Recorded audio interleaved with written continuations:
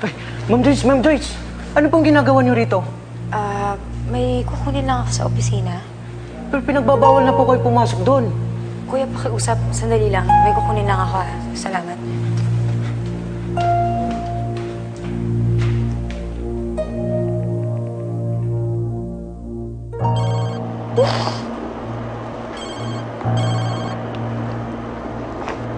Ano?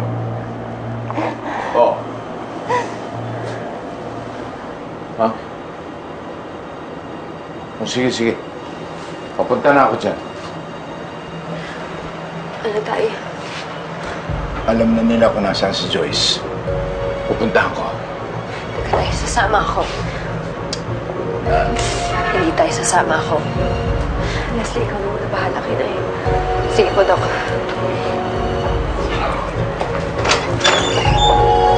Hindi namin alam kung nasan si Joyce. Kanina, kausap ko siya sa telepono, pero pinatayan niya ako ng telepono. Ngayon, hindi ko alam. Hindi namin alam. Ma'am, pwede po ba namin mahiram yung telepono ninyo para matrace po namin kung saan huling sinagot yung tawag sa inyo? Kailangan po natin mahanap kung nasan si Joyce.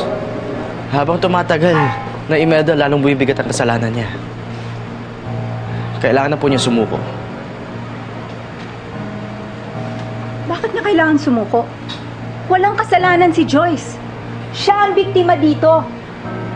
Kaya hindi niya kailangan sumuko dahil wala siyang kasalanan.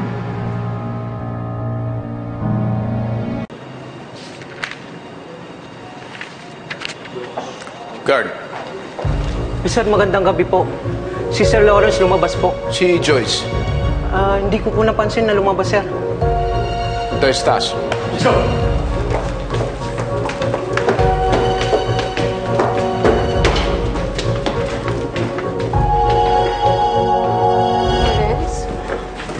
Hulihin ang babaeng yan.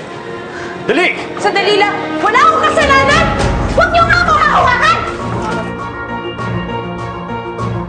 Bakit niyo ba ako ginagalaan? Ano sa'yo ako? Ha?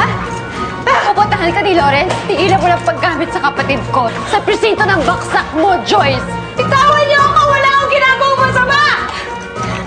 Miss Rodriguez, kung talagang wala kang kasalanan, makipag-cooperate ka ng maayos. Bitawan niyo ako! Wala nga akong ginagawang masama!